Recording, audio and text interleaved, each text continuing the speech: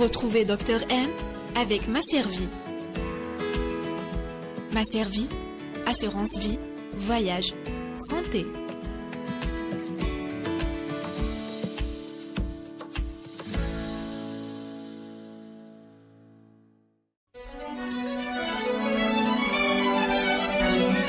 Pour bien s'entendre, il faut bien s'écouter. Rendez-vous sur M, la petite radio du Grand Maghreb. Bonjour à tous, ravi de vous retrouver pour un nouveau numéro de l'émission Dr M. Aujourd'hui, nous allons vous parler de l'hépatite, une maladie dont on parle peu. D'ailleurs, pour être honnête, même à la rédaction de l'émission Dr M, parler de cette thématique n'était pas forcément à l'ordre du jour, si ce n'est la nouvelle campagne de sensibilisation menée par l'association ACEPA, qui a attiré notre attention sur cette maladie. D'autant plus que 1,5 million d'Algériens en sont atteints. Avec notre invité, nous allons tenter de comprendre cette maladie. Nouveau numéro de l'émission la contracte et surtout comment la prévenir pour éviter qu'une simple, bien entendu je mets simple entre guillemets, hépatite se transforme en cancer du foie. Pour cela, j'ai le plaisir d'accueillir mademoiselle Wazia Karine. Bonjour mademoiselle. Bonjour. Merci d'avoir accepté notre invitation. Merci à vous de m'avoir invité. Avec grand plaisir. Comment avez-vous l'idée de faire campagne de prévention sur l'hépatite virale? Bon, tout d'abord, l'hépatite virale, il faut savoir que ça ne date pas d'aujourd'hui, surtout pas en Algérie, mais l'association scientifique des étudiants en pharmacie, donc ACEPA, n'a jamais fait une journée hépatite. C'est une première édition. Donc on a eu l'idée en voyant les différentes campagnes faites par notre association internationale. On fait partie de l'IPSF, c'est l'association, la Fédération internationale des pharmaciens, et dans chaque pays du monde, il y a donc une campagne pour fêter, disons, pas vraiment fêter, mais pour marquer la journée mondiale. Donc on a un titre qui est le 28 juillet. Donc on s'est dit cette année, pourquoi ne pas faire une journée pour sensibiliser une maladie qui est, comme vous l'avez dit, très répandue, mais pas très connue par les Algériens. C'est intriguant ça. Oui, c'est très intriguant et c'est aussi, disons, ça a des effets très néfastes. Tout à fait. Donc on a décidé de faire toute une campagne mondiale. On a commencé hier, donc le 20 juillet. C'était une conférence où on a fait, donc c'était juste ouvert aux professionnels de la santé ou aux étudiants des différentes filières, donc pharmacie, médecine ou chirurgien dentiste, pardon. C'était juste pour donc marquer le point pour les professionnels de la santé, pour leur rappeler l'importance de véhiculer le message que l'hépatite n'est pas une maladie bénigne, ce n'est pas juste une maladie qu'on retrouve dans les foyers les plus, disons, en temps c'était plus dans les foyers les plus démunis. Oui. Maintenant les personnes les plus aisées, donc marquées, vous pouvez trouver chez eux une hépatite. Ça n'a rien à voir. Les foyers les plus démunis. Parce que on parlait plus d'hépatite A et d'hépatite E. Parce que c'est des maladies transmises par les mains sales et par la mauvaise hygiène. Alors que maintenant, on sait que l'hépatite A et l'hépatite E peut être transmise même pour une personne qui vit dans un milieu très aisé par le milieu extérieur, et les autres hépatites surtout, qui sont des hépatites, comme je peux dire, parentérales, qui se transmettent par le sang. Donc, vous avez l'hépatite C et l'hépatite B, c'est soit par le sang, ou pour l'hépatite B, il y a aussi la transmission par voie sexuelle. Donc, les personnes, la jeunesse surtout, sont de plus en plus atteintes par ces deux hépatites. Donc, on s'est dit, faisons une journée, c'était sous la tutelle bien sûr, nous sommes sous le parrainage du ministère de la Santé, avec une autre association en collaboration, c'est SOS Hépatite, c'est l'association nationale des hépatites. On a donc mis en place une conférence hier qui s'est tenue au centre culturel de Nabil Ben Aïdi. Il y avait des différents spécialistes. Il y avait monsieur, donc un hépatologue, c'était professeur Debzi, et son maître assistant, professeur Delé, donc docteur Delé, pardon. Et il y avait docteur Touati, spécialiste en microbiologie. Et il y avait, le dernier, c'était professeur Bakkan. Il a fait l'hépatite B, c'est aussi un chef de service à Mustafa Pacha. Il y avait donc différentes personnes, on a fait une conférence de 9h jusqu'à 1h de l'après-midi. C'était très enrichissant, il y avait un débat à la fin, et c'était plus pour rappeler et pour mettre les gens, donc revenir à la conscience professionnelle que l'hépatite n'est pas une maladie qu'il faut oublier, c'est une maladie silencieuse. Tout à fait, oui. Il faut rappeler aux médecins que leurs patients peuvent contracter une hépatite, quel que soit leur âge, quel que soit leur statut social. Voilà. Et comment on peut définir l'hépatite virale? Donc, d'abord, il faut savoir la différence entre une hépatite en général et une hépatite virale. Donc, une hépatite en général peut avoir différentes raisons. Il y a l'hépatite médicamenteuse due à différents médicaments. Donc, par exemple, je cite le plus commun, c'est le paracétamol. Les Algériens consomment beaucoup de paracétamol, même quand ils n'en ont pas besoin. Oui. Le paracétamol, après 20 ans de consommation, il peut donner une cirrhose, voire l'hélice des hépatocytes. Donc le foie, il commence à avoir beaucoup de problèmes. Mais 20 ans de consommation tous les jours? Oui, consommation très fréquente. D'accord, voilà. okay. Parce que vous savez, exactement. Alors que le paracétamol, ça devrait être uniquement pour les maux de tête occasionnels. C'est pas prendre 3 comprimés par jour. Ce n'est pas la solution. Il y a des migraines chroniques, ça se soigne par autre chose. Ça, c'est juste un exemple de médicaments. Il y a aussi les hépatites auto-immunes. Oui, ça, c'est autre chose. C'est des maladies auto-immunes dues à l'immunité de la personne qui est défaillante. Donc, ça lui donne une hépatite. Après, il y a l'hépatite, il y a une autre encore plus courante, c'est l'hépatite due à l'alcool. Donc, la consommation d'alcool qui est vraiment régulière peut entraîner une hépatite. Okay. Après, il y a aussi les hépatites vraiment, donc celle dont on va parler aujourd'hui, c'est l'hépatite virale. L'hépatite virale, il y a 5 types d'hépatite virale. Il y a l'hépatite A, B, C, jusqu'à E. Donc, l'hépatite A et E, ce sont des maladies, disons, comme on dit, c'est des maladies dues aux mains sales, ou on peut dire aussi aux aliments donc souillés ou l'eau souillée. Ça, c'est la A et la E. La E, elle a une petite particularité, c'est que les animaux peuvent nous transmettre la E. Donc, il a été découvert il n'y a pas très longtemps. Quel type d'animaux? Le dromadaire et les cochons. D'accord. Pas les moutons. Non, c'est bien non, pas les moutons. C'est les dromadaires, surtout pour les régions du sud.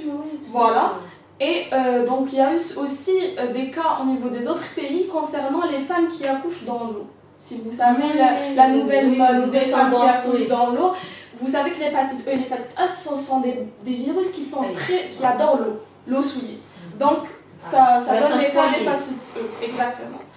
Et les autres, donc l'hépatite B et la C, qui sont les plus dangereuses parce qu'ils sont chroniques, ils vont vers la chronicité et sont silencieuses, ce sont des hépatites qui sont dues, donc qui se transmettent surtout par le sang. Comme je dis, c'est parentéral. La C, comme je dis moi, chacune a sa petite particularité. La B, c'est plus contamination. Vous êtes contaminé plus rapidement. Elle est 1000 fois plus contaminante que le VIH. Alors qu'on connaît le VIH mieux que personne. Tout le monde connaît le VIH. Alors que l'hépatite B, elle est une des rares causes qui permet au VIH de pénétrer dans l'organisme de la personne. Oui, parce que si les défenses immunitaires ils sont déjà fragilisés par l'hépatite B, donc le virus du VIH trouve facilement une entrée chez la personne. Vous pouvez me donner l'information il est 1000 fois plus contaminant que le VIH. Question contamination. Il a le pouvoir contaminant 1000 fois plus que le VIH. Alors que l'hépatite B, donc une personne qui contracte l'hépatite B peut la contracter, comme je l'ai dit, du sang, mais aussi des rapports sexuels non protégés. Elle est considérée comme une IST. L'OMS l'a considérée comme une IST. Donc, elle fait partie, donc, chez nous, des maladies, des virus qui sont dépistés lors du contrat prénuptial, les analyses qu'il faut faire. Il faut faire très attention vis-à-vis de ça, parce que c'est une des maladies qui peut être transmise aussi de la mère à son enfant lors de l'accouchement. Ça peut faire beaucoup de dégâts. Donc, comme j'ai dit, l'hépatite B, c'est vrai que chez nous, très dangereuse, mais nous avons un petit, quelque chose que l'Algérie peut être fière. Donc, on a le vaccin qui est mis sur le calendrier vaccinal algérien depuis 2015. C'est vrai que ça fait pas longtemps, mais il y en a déjà toute une génération. Et il y a aussi vaccination obligatoire de tout spécialiste de la santé, personnes à risque, personne avec un métier où elle peut contracter l'hépatite B, etc. Même au niveau des universités, il y a la vaccination de l'hépatite B. Donc il faut la faire, il faut faire le vaccin comme ça, on est protégé contre l'hépatite B. Parce qu'on va y revenir tout à l'heure, mais on a déjà toute une génération si simple. L'hépatite C, on a le traitement, mais l'hépatite B, c'est pas si simple. Donc il vaut mieux prévenir et être vacciné, et donc ne pas avoir une forte immunité et avoir moins de risque d'avoir une hépatite B, que de se laisser aller et à contracter une hépatite B, à avoir des problèmes pour le traitement après. Et l'hépatite C, contrairement à l'hépatite B, elle n'est pas transmissible par voie sexuelle, mais elle est transmissible par le sang. Donc il y a beaucoup de voies d'entrée pour l'hépatite C. C'est ça. Voilà, et on a le traitement. Et c'est ce que j'avais noté, c'est que apparemment, avoir moins transmissible par rapport au sang, c'est un relation aussi avec l'hygiène. Par exemple, chez le dentiste, chez le médecin, les seringues. Exactement. Et ça, c'est un problème. Oui, c'est un problème. C'est même pas juste ça, parce que d'abord, l'hépatite C, contrairement on était plus focalisé sur faut faire attention chez le dentiste, il faut qu'il y ait une autoclave donc, de stérilisation des matériels donc, de dentiste. Il faut faire attention chez le médecin, l'aiguille, il faut qu'elle soit propre à la personne lorsqu'on fait des analyses, lorsqu'on fait des interventions chirurgicales. Maintenant, c'est un autre niveau. Maintenant, c'est le hijama. Il faut faire très attention. Donc, le kit de hijama doit être uni, donc propre à la personne et stérilisé. Il faut faire très attention même à la personne qui pratique. Elle peut avoir une hépatite par la personne qu'elle est en train de soigner. Également les barbiers, il faut faire très très attention. Je l'ai remarqué la dernière fois, un barbier utilise le même donc, couteau ou même rasoir pour plusieurs personnes, ou même en algérien, quand un barbier il touche une personne, donc il y a un saignement, il prend chib. Donc, c'est vrai.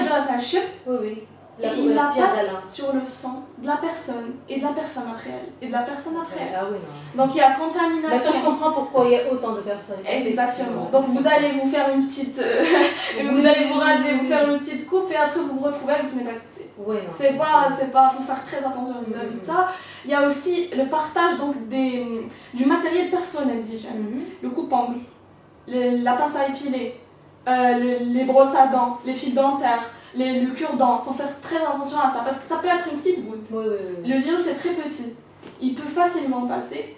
Donc on dit aux gens, vos affaires personnelles, vous les utilisez vous uniquement. Personne ne l'utilise avec vous. Donc il faut faire attention à ça aussi. On a aussi au niveau des hôpitaux, il faut faire attention à votre seringue. Si vous voyez qu'il n'y a pas de seringue, je préfère aller l'acheter moi-même qu'on me donne une seringue qui a déjà été utilisée. Et aussi, donc il faut faire attention chez le dentiste. Très très important. Il faut aller chez un dentiste de confiance, il faut voir qu'il a un stérilisateur, il faut lui poser la question. Et surtout les personnes qui ont une hépatite C, une hépatite B, ils disent au médecin monsieur ou la docteur, j'ai l'hépatite, faites attention. Il peut utiliser il peut utiliser un matériel qu'il peut jeter. Il y a des matériels chez un dentiste qui sont jetables, il l'utilise juste pour le malade et il le jette. Comme ça, il y a moins de risques pour les personnes pour la contracter. Voilà. Et pour l'hépatite B, se protéger. Parce que c'est très important, les gens ne font pas attention, ils pensent juste aux IST les plus connus, mais l'hépatite B est également une IST, elle est très dangereuse. Et la mère, elle peut avoir une IST, chez nous en Algérie, c'est très tabou, son mari il a une IST, elle a une IST, après elle tombe enceinte, son bébé, quand il va naître avec une hépatite B, je vous mens pas, s'il naît déjà avec beaucoup de complications, il aura une vie très pénible. Très douloureuse. Donc il faut faire très attention vis-à-vis de ça. Et qu'est-ce qu'on conseille aux gens? Déjà, il faut faire attention dans votre vie quotidienne et il faut se dépister. Les tatouages par exemple, les gens qui font des tatouages, des piercings, on se perce l'oreille. Il faut que le pistolet, faut que le pistolet de la personne, il soit déjà, quand il finit avec le pistolet, il faut que le stérilise ou la limite avec de l'alcool ou de la javel, donc il le stérilise. Déjà, et les boucles d'oreilles dans votre vie quotidienne. Donc standard. L'emballage, c'est juste pour vous. Et pour ceux qui font des vrais piercings, donc des piercings, c'est juste avec un pistolet. Après, il va mettre la boucle d'oreille. Il faut vraiment faire attention au pistolet. Et les tatouages également. Parce qu'en Algérie, c'est pas contrôlé. Les pays l'étranger, l'emballage. Très attention. Vous pouvez vous faire un tatouage pour Fleuven et vous retrouver avec un cancer du foie après, 20 ans après.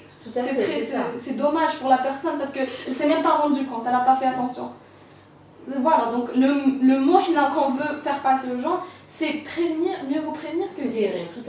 Donc, on va faire un autre possible pour ne pas avoir l'hépatite. Si Betchar et on a l'hépatite, on a d'autres secrets, à 20 ans après. Donc, les symptômes d'hépatite, le plus connu, c'est l'ictère. Donc, on a la jaunisse, qui est Bousfire. Justement, pour revenir à cette parenthèse, les gens confondent beaucoup. Bousfire, pour eux, c'est Bousfire le bénin. La jaunisse, les petits enfants, ils ont la jaunisse, après ils guérissent, c'est normal. Non, une personne d'une quarantaine d'années, une cinquantaine d'années, ou même un petit jeune. Le plus commun, c'est il faut aller consulter. Le médecin, il est capable de voir le patient et de dire voilà, ça c'est une jaunisse. La jaunisse normale, ou là c'est une hépatite. Il a d'autres symptômes, il a les douleurs abdominales, il a déjà son ventre, il est enflé. Il a aussi beaucoup de problèmes vis-à-vis de... Donc il a des vertiges, il a des problèmes de... Comment dire? Quand c'est arrivé à un point, vraiment un stade crucial, la personne, elle commence à avoir des confusions, elle a des évanouissements, elle maigrit. Elle a une maigreur vraiment. Donc en une semaine, il peut perdre 10 kilos. La personne peut perdre 10 Oui, kilos. Donc non, quand mais vous non, voyez normal. ça, Bon, il a aussi donc, des symptômes de diarrhée, ça peut varier selon la personne, des maux de tête. Ensuite, la personne, elle peut se dire, voilà, qu'est-ce que je peux avoir maintenant?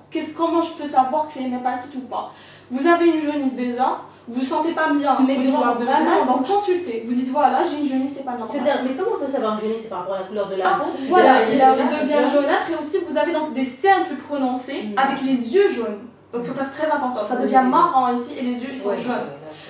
Donc la personne, dans tout, même la muque, vous sentez de sa bouche, vous voyez qu'il est pas j'ai une jaunisse, c'est pas normal. Donc vous pouvez savoir que la personne elle a une jaunisse. Les symptômes, il faut les prendre au sérieux, même si vous allez dans un petit, je sais pas moi, dans un hôpital au niveau des urgences, ils sont pas trop occupés par ça, vous consultez un privé, vous lui dites voilà je m'inquiète, si j'ai une hépatite, si j'ai ça, est-ce que je peux avoir des analyses complémentaires? Oui. Ils peuvent vous les faire, c'est pas un problème, ils sont disponibles.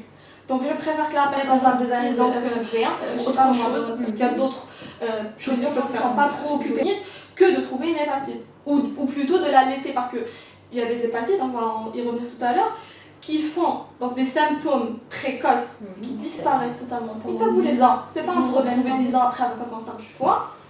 Ou il y a juste comme les bénignes, comme les hépatites A, les hépatites E, qui sont des maladies transmissibles par les mains et tout, ils font les symptômes vraiment, on peut dire, prononcés. Ensuite, elles disparaissent, c'est bon, elles guérissent spontanément. Parce que notre système immunitaire, il est fait pour ça. Donc, l'hépatite E, l'hépatite A, il peut les vaincre. Et c'est pas un problème. Avant de revenir à ce que tu es en train de dire, c'est très intéressant. Quelle est l'hépatite la plus fréquente en Algérie? L'hépatite la plus fréquente en Algérie, je préfère ne pas dire l'hépatite A parce qu'elle est courante chez les enfants, mais c'est normal parce que les enfants touchent par terre, ils touchent partout et c'est bénin. Donc ça guérit spontanément, donc on n'en parle pas vraiment. Mais la plus courante, ça reste la C. La C parce que, pourquoi? Même si la B, les sexuellement transmissibles et tout, il y a plus de chances de l'avoir par d'autres, donc il y a 2 moyens de transmission. Mais la C, c'est des foyers. Donc les gens, il y a des foyers, des régions. Donc des régions, Batna, Khenchla, Bouaqi, il y a beaucoup de régions, donc disons, ça dépend, quel le centre, quel un petit peu le sud. Le sud c'est pas très prononcé, mais le centre beaucoup plus. Il y a des foyers où parce que les gens, ils n'ont pas la culture de voir ça, de penser que c'est une hépatite ou d'aller consulter pour ça, pour eux c'est rien. Avoir une jaunisse, avoir des maux de ventre et tout, c'est rien, ils se disent c'est rien, ça va passer. Et ils font pas de contrôle, ils font un contrôle une fois tous les 10 ans, vous imaginez. Donc la personne elle ne peut pas se rendre compte qu'elle a un cancer du foie. Et aussi, il y a le fait que c'est loin. Donc les centres de dépistage sont un petit peu loin, il n'y a pas de campagne de dépistage vraiment, donc ça s'améliore avec les années, donc avec nos partenaires ils ont déjà fait, donc spécial, le sud, le centre, je vais en parler tout à l'heure, il y a notre campagne à Alger, ça sera simultané avec 8 autres wilayas, donc en dehors d'Alger. Je vais vous laisser tout à l'heure, le dépistage c'est un petit peu loin, mais en tout cas, ce qu'on veut dire aux personnes, surtout les personnes qui sont dans les villages, avec nous qui sont dans des régions lointaines, il faut que la personne, sa maman ou là, elle a des symptômes, qu'on entend ça dans la radio ou là, en voyant ça quelque part à la télé, ils fassent le lien. Ils se rendent compte qu'une petite visite au dispensaire, ils peuvent la diagnostiquer. Ils peuvent lui donner le traitement en phase primaire, donc elle pourra guérir. Vous savez que l'hépatite C, si elle est découverte au début, c'est 90% de guérison. Il y a très peu de personnes qui en fassent le lien au stade précoce. Mais une fois arrivé à la cirrhose, donc c'est la liste du foie, ou au cancer du foie, c'est un stade très avancé, primaire, presque la plupart du temps. Donc là, on ne veut pas laisser la personne, et il y en a qui se disent je suis jeune, vous pouvez l'avoir contracté à l'âge de 10 ans, à l'âge de 20 ans, vous avez un cancer du foie. Au stade précoce. C'est pas une question d'être vieux ou d'être jeune, c'est une question du temps que vous l'avez contracté. Et elle va avoir les symptômes les plus prononcés. C'est une maladie silencieuse, c'est ça qui fait peur. Pour les gens, c'est ça qu'on leur dit. Ça veut dire que je n'ai pas d'hépatite, ça veut rien dire. Non, donc, de la campagne, on va faire c'est une question, disons, rapide. Un dépistage rapide, qu'est-ce que c'est?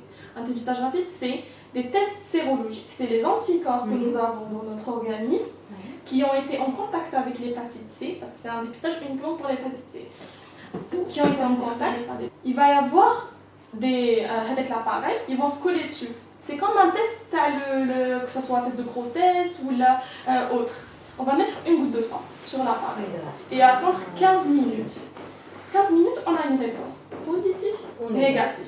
Après, il y aura des médecins sur place. Donc, c'est les pharmaciens, les étudiants en pharmacie d'Alger, après une formation par le laboratoire qui sponsorise, qui va faire, donc après la formation, il va faire le dépistage aux gens.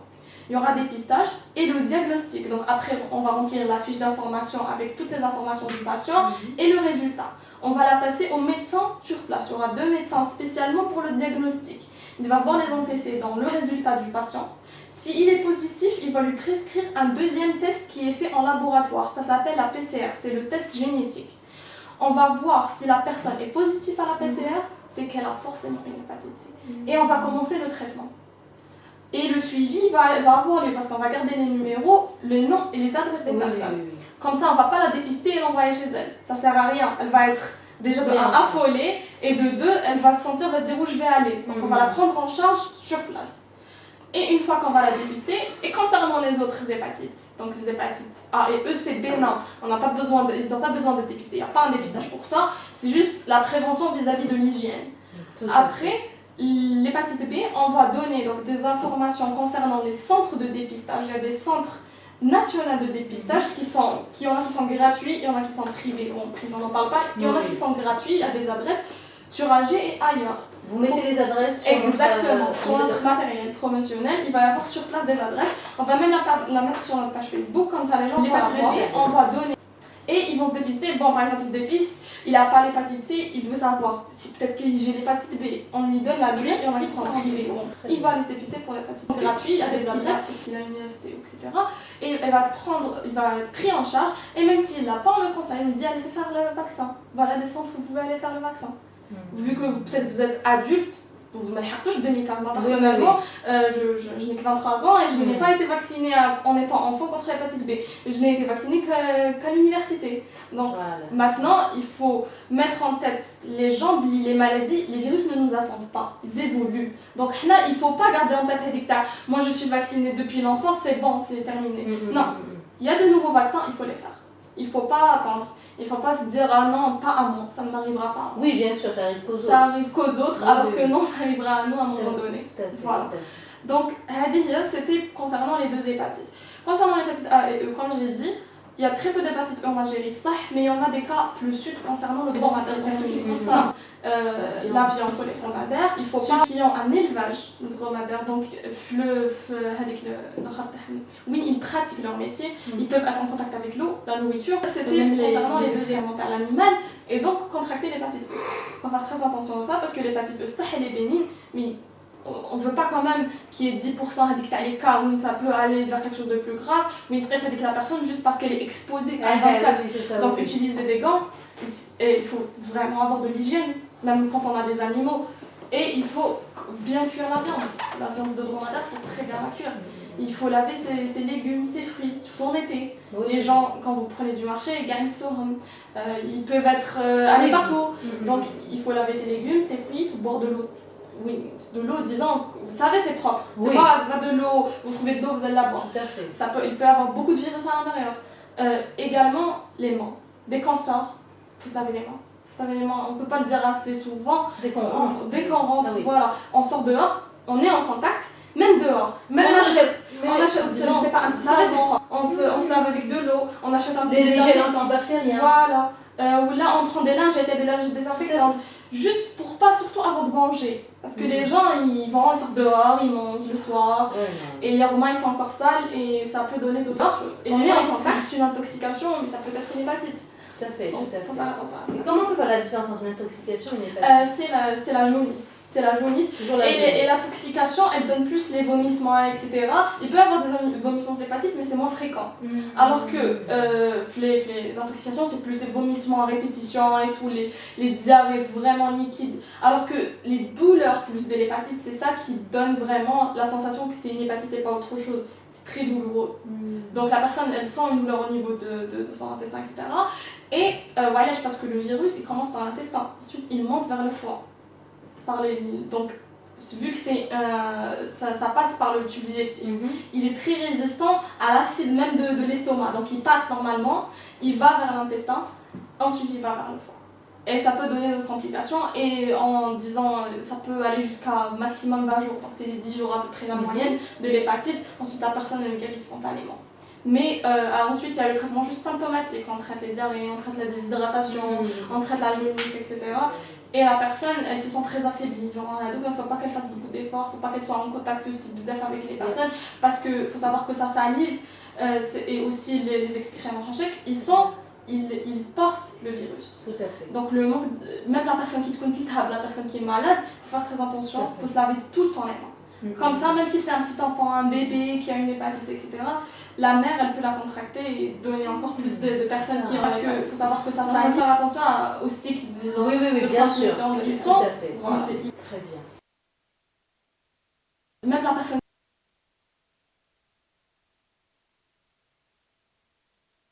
Celle où il y a vraiment qui a une hépatite, il faut se sentir vraiment chanceux parce que l'Algérie, contrairement à un pays, moi personnellement, quand il faut savoir que ça salive, on est vraiment leader de transmission de le traitement d'hépatite. On a des guérisons de 90%. C'est très très élevé et on a un laboratoire donc, local qui fait le traitement et qui a une hépatite, etc. C'est très simple, il prend un traitement encore plus. Il y a vraiment, parce qu'il faut savoir que ça s'est pris à temps, il y a vraiment très peu de risques pour que la personne meure de ça. Et ensuite, pour l'hépatite B, c'est un petit peu plus compliqué. Parce que déjà de base, quand le traitement a été mis sur le marché avant il y a très longtemps, c'était extrêmement cher. Les personnes ne pouvaient pas se permettre. Et c'était pas très efficace. Et il y avait des taux de guérison, 1 sur 2, et ça dépendait des facteurs et tout et tout. Mais maintenant, il y a des traitements, mais ils sont au cas par cas. Donc ça dépend de la personne. Quand est-ce qu'elle l'a contracté, depuis quand elle l'a, les symptômes qu'elle a, le stade des fait, et elle va être prise en charge au niveau d'hôpital. Elle va être hospitalisée pendant un petit moment, on va la traiter, ensuite on va lui donner ses médicaments et elle va partir. Mais il faut savoir qu'il y a aussi des cas, en parlant du traitement, qui n'ont pas de symptômes, qui sont porteurs, qui ne sont pas malades, mais qui transmettent le virus. C'est ça le problème. Donc là, les personnes, on leur parle, on leur dit, peut-être que vous n'êtes pas malade, mais peut-être que vous allez donner votre virus à votre femme, à votre mère, à votre enfant. Et c'est ça le problème, parce que vous êtes peut-être pas malade, mais votre enfant, s'il a une hépatite B, il n'a pas vraiment une forte immunité, il va peut-être mourir. Donc il faut faire attention à ça et leur dire que vous pouvez peut-être être porteur, être positif, vivre une vie normale, mais après ça dépend de votre cas. Si vous êtes positif et que vous n'êtes pas malade, vous pouvez prendre vos médicaments normalement et faire attention vis-à-vis de votre entourage et les informer que vous êtes hépatite B positif ou hépatite C positif. Ou, si vous êtes malade, à prendre votre traitement et être soigné et guéri. Normalement, ne plus être porteur. Ça dépend, cas par cas. Après, alhamdoulilah, pour l'hépatite C, comme je vous ai dit, il y a le traitement. Pour l'hépatite B, on préfère ne pas arriver au traitement. Dire à la personne, faites-vous vacciner.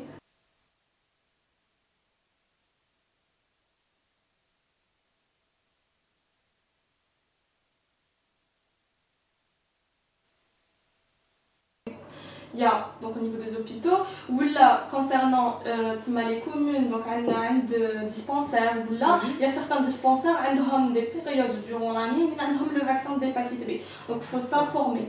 Ou là les centres, donc les centres de dépistage, on a aussi des centres spécialement de vaccins.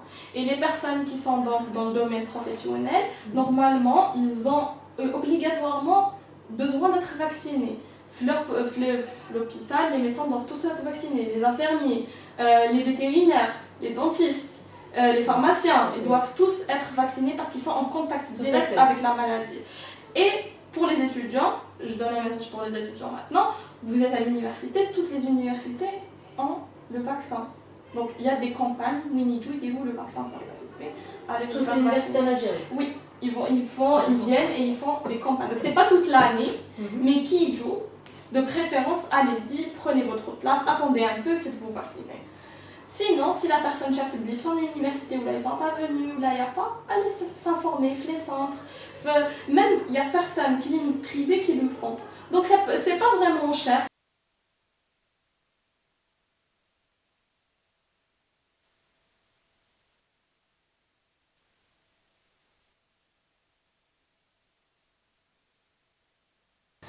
Sinon, si durant le débat, il y a des gens qui ont eu peur de faire le vaccin de l'hépatite B parce qu'ils ont entendu au niveau de la France, il y a eu des cas de 15 ans, plaques, etc. C'était des maladies neurologiques. Mais il faut savoir que le ministère de la Santé a sorti une réforme qui a dit qu'il n'y avait aucune chose, aucun lien qui prouvait le lien du vaccin avec les cas de 15 ans, plaques, parce qu'il faut savoir que c'était par exemple 4 millions de vaccinés avec 6 cas. Donc sur 4 millions, il y a eu 6 cas. C'est pas vraiment représentatif. Après, qu'est-ce qu'ils ont conseillé, le ministère de la Santé? Les personnes qui ont des antécédents familiaux de maladies mentales ou neurologiques, ils vont pas faire le vaccin. Ils préfèrent éviter.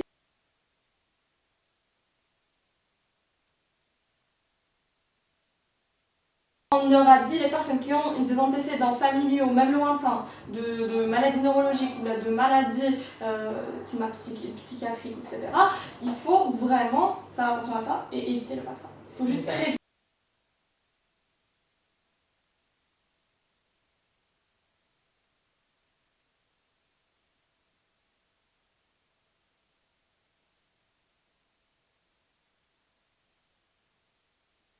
Les femmes enceintes, parce qu'on a beaucoup de femmes enceintes durant l'été et tout qui sont là à faire attention à toutes les maladies qu'ils pourraient avoir, etc.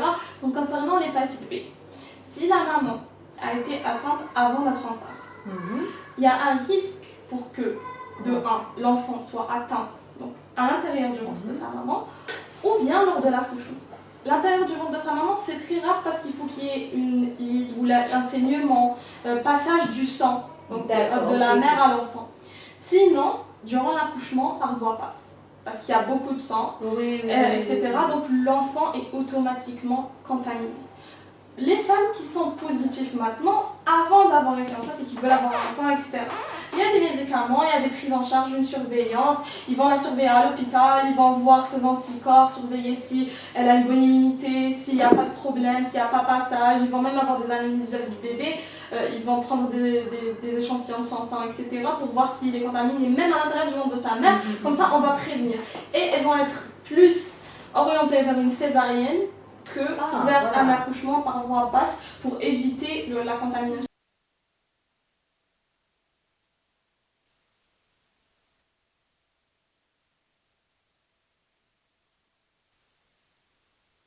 C'est aux conjoints, donc aux personnes mariées, aux personnes qui ont un conjoint, de se faire dépister à deux. Il faut faire attention parce que je peux avoir une hépatite B et le transmettre à mon conjoint ou le contraire. Et les femmes en général, ils ont avec le tabou de ne pas demander. Le problème n'est pas chez moi, ne pas chez mon mari. Alors que c'est pas une question de problème. Ça peut avoir eu un autre foyer, un autre moyen de transmission. Et ensuite, elle peut être transmise par voie sexuelle et donc être transmise aux partenaires et ensuite aux enfants. Donc il faut faire attention à ça. Même les personnes qui ont donc des métiers qui mettent à risque, il faut vraiment faire attention à ça et prévenir son entourage. Parce que vous pouvez utiliser un père et son fils, ou bien un frère peut utiliser le même rasoir que son frère, il peut avoir la maladie. Donc il faut faire attention. La lime, il faut faire très attention à ça. Et la personne, c'est bénin. Elle peut même pas se rendre compte sur place. Elle va même pas se rendre compte qu'elle a une hépatite B. Elle va vivre 10 ans, 20 ans, après elle va se sentir mal, elle va avoir des symptômes très sévères. Par exemple, le cancer du foie, faut voir, la personne, elle tombe en une semaine. Donc la personne, elle est là, elle a perdu la moitié de son foie. Et elle va chez l'hôpital, elle va se dire, bon, peut-être que j'ai un petit truc, voilà. Elle y va, il trouve qu'elle a un cancer du foie, c'est déjà très grave, elle est en stade final, elle doit commencer la chimio, elle doit faire une opération. Il faut voir la personne.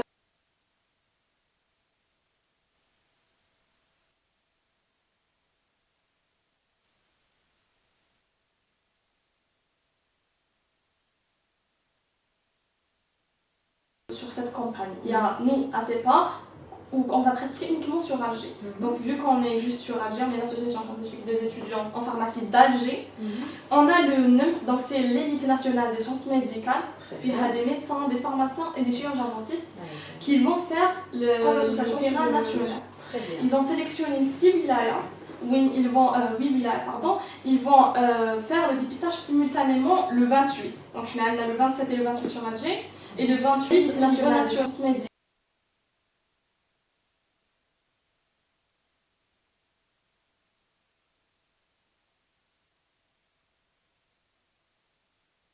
midi à 20h du soir. Oui, Sablette. Voilà. Sablette. Au niveau de la Sablette, il va y avoir notre stand. Donc il y aura tout un parcours pour le dépistage avec des chapiteaux.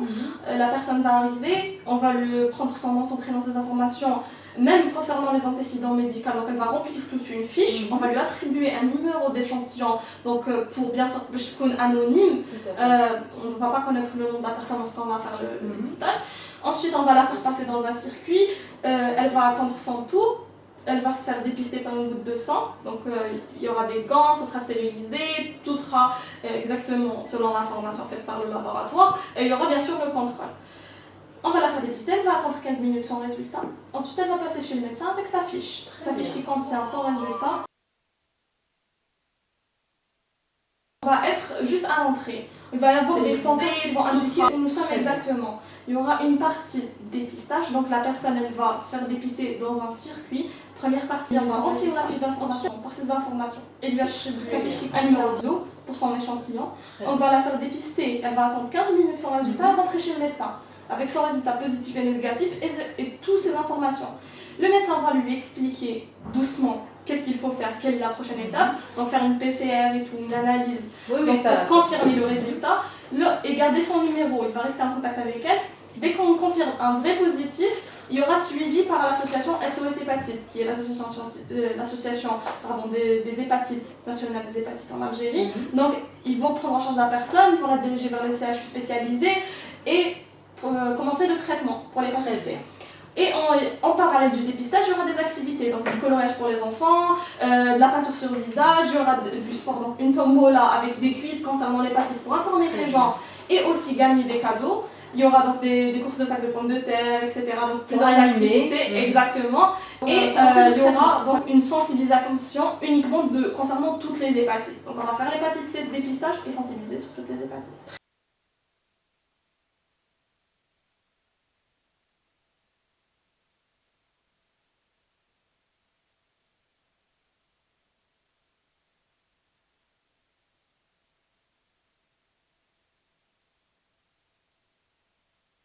Et il y aura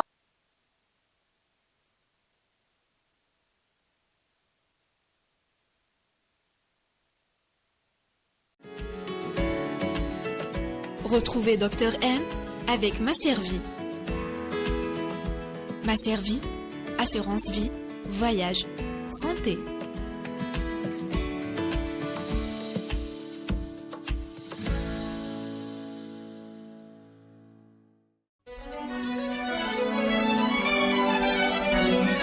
Pour bien s'entendre, il faut bien s'écouter. Rendez-vous sur M, la petite radio du Grand Maghreb.